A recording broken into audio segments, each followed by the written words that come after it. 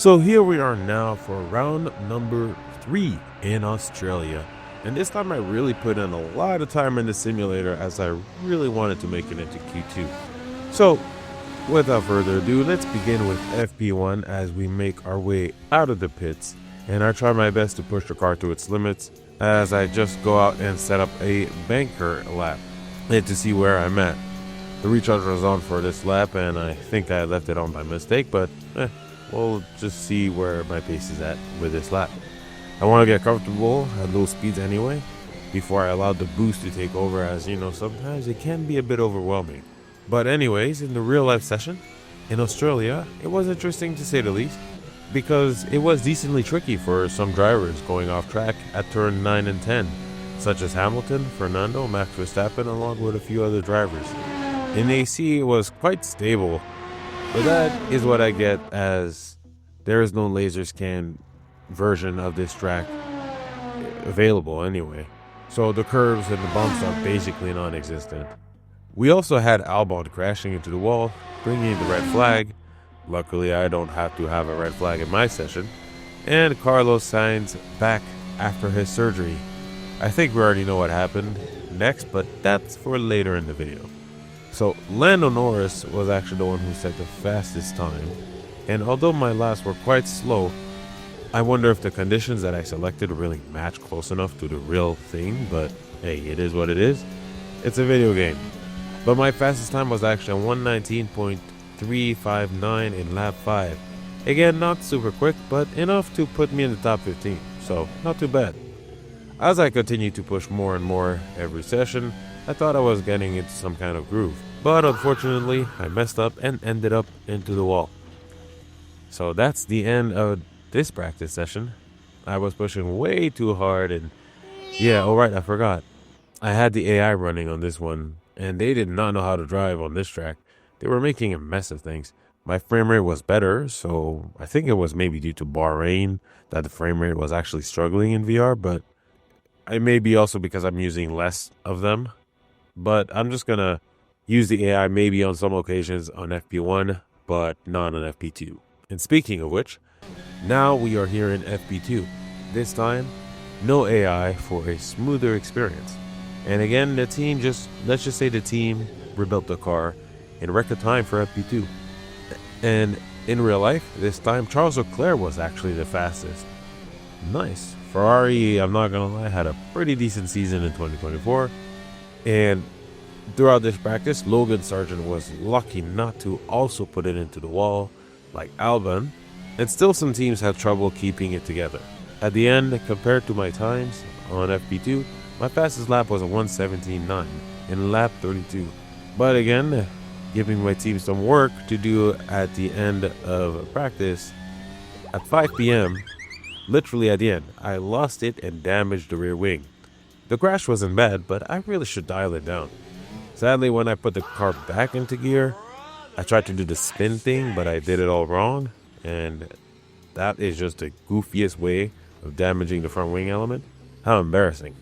I wanted to push more in practice compared to Jeddah to really get a feel of the car, because getting knocked out in Q1 was getting quite frustrating. But I should learn not to push so hard as to make stupid mistakes like that. Now, we are going to enter qualifying, but before we do, let's just talk about the race. Before we get into the race, do show some support, and if you like what you see and want to see some more in the continuing of the challenge, remember to subscribe, like the video, ring that bell, all the usual stuff, and let's get on to the race. That race had an interesting start, but after that, it was fairly mid. With Max starting in first place and Sainz being behind, he stayed close to Max and got past him on merit, and that was a pretty crazy overtake, I have to say.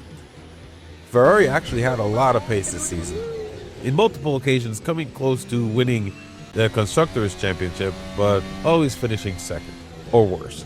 Anyway, Max suffered a brake issue that could be the reason why he wasn't as quick, since the problem came quite early in the race. Lewis Hamilton also retired, which opened 2 free positions for the top 10. There were a few overtakes, but no interesting battles that lasted for multiple laps, except for Magnussen being quite fiery for 2 races in a row now, and Russell having that wild crash nearly being upside down in the middle of the track. I gotta admit, I would be quite afraid crashing and ending up in the middle of the track instead of like in a runoff somewhere. So it makes sense why he sounded pretty scared on the team radio. But that is the race. So anyways, now here we are in qualifying in Q1.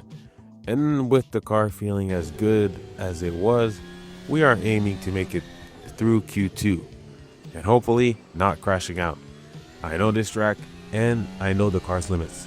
So anyways, after my outlap, I just need to remember to trust the downforce as it feels so fast in VR, which is crazy. But I take the first turn, making sure not to hit that pretty high curve of turn 1, brake hard for turn 3, and being smooth on the power, and to just trust the downforce on those next sequence of turns. Turn 6 and 7, I just gotta chuck the car in, and again trust the downforce and be precise. And now in turn 9 and 10, it's easier than real life, so let's just lean on the tires. And sadly, I actually managed to cut the track at turn 9, making that lap invalid, but that's okay. I still continued to push, and the time this lap was a 190.6, so that was a pretty bad lap, but I had enough fuel for a second lap. So here I go, straight for another push, because why not? And I had enough battery anyway. And this time, at the end of this lap, I actually did a 118.8, which isn't bad, but we can go faster. So now, after just reducing the fuel load, let's go for a third push lap, as I know I can go faster. So again, turn 1, I really got to be careful because I almost lost it during practice with that curb, and somehow with this, by being so smooth, I gained 4/10 on that. Now on to turn 3, unfortunately I broke too late and I went off, and I really need to pull it together. With both practice sessions ending in a crash, I cannot afford these mistakes right now. So here we go again. Alright, turn 1 was even faster this time, and I kept it together for 3 and 4, and for 9 and 10, I was already 1 second up. This was looking promising as the time kept improving. I felt really connected, not gonna lie.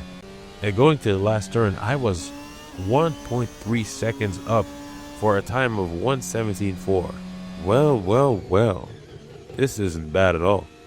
I kind of forgot the official times, as I knew I could probably go faster, as I knew also some turns that I was doing, I was more shy on the exit with the throttle, so I decided to go again because I wanted to make sure that I would be clear of Q1. So let's go for another lap. Turn 1, I didn't gain that much, but that's okay. Getting close to the end of the lap, I was about 2/10 up, going on 3/10 before the end. So I make my way to the final series of corners and foot to the floor, all the way up for a time of 1:17.1. Now, I wasn't sure if that would make it past Q1, so I had to check, and I actually did it. The progress from Bahrain and Jeddah, and now we finally are in the top 15. Wow. I mean, it was tough. I'm not gonna lie, it was tough. But now that I finally entered Q2 through all this progress, let's see how high I can make it. Maybe I can make it into Q3 this round. That would be amazing. So, Q2, same session. At first, I was thinking of leaving and starting over with some adjustments, but qualifying is the same session anyway in real life, so I'm just gonna have to wait for the timing to be accurate. And yeah, let's just begin our first lap. From Q1, I was already having a great start with this next lap because the track is improving and I am getting more comfortable. On the end of this lap, we had a small gain for a time of 1:17.0, but notice the asterisk as I went off again, so this lap is also invalidated. So we need another push. We only have enough fuel for an out lap, a push lap, and an in lap, so I need to make it count.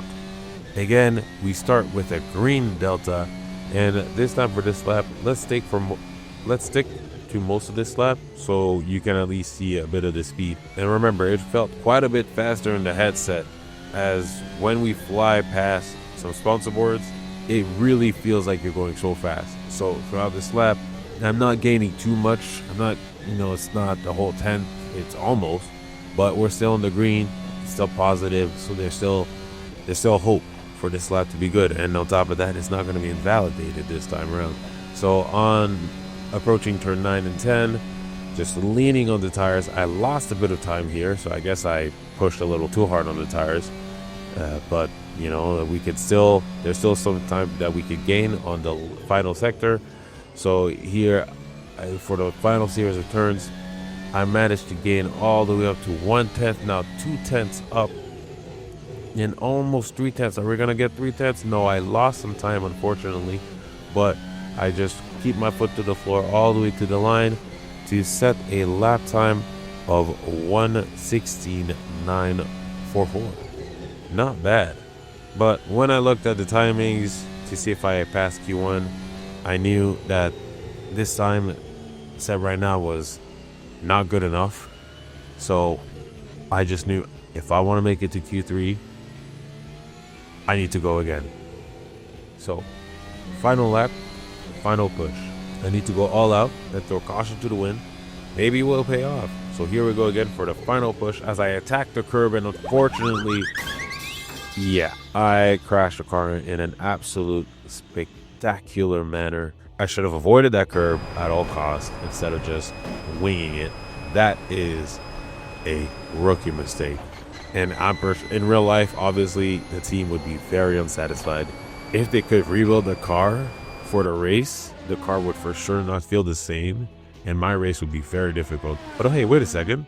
Here's a thought. For an F1 career to make it more immersive and challenging, there should not only be the usual setting of like removing flashbacks, but also removing the ability to restart, you know, just to make it more challenging. And on top of that, have like this a gimmick that if you damage the chassis, just like I did during qualifying, there may be a chance that the car would feel a little different coming race day. I mean, I don't know. It might be something completely irrelevant to add, but you know, it could add some more immersion. But yeah, that is the end of the video. And with qualifying over, the time I got would put me in P11, just outside of Q3. Side note for this challenge, if I put a lap, I just wanted to also add another piece of information. If I put a lap time that is worthy for Q3 and I put that in Q1 or Q2, but I crash during the sessions, then in that case, I won't make it to Q3. And then, I have to make it through the session completely unscathed to be able to qualify for the next one. But yeah, even though this weekend was fun, it was full of crashing. I still made some progress, so that's positive. At least we could look at that. Finally making it past Q1. That feeling is nice, I have to say. And if this trend continues, then definitely Q3 is up next. After that, I have to try to make it to the podium.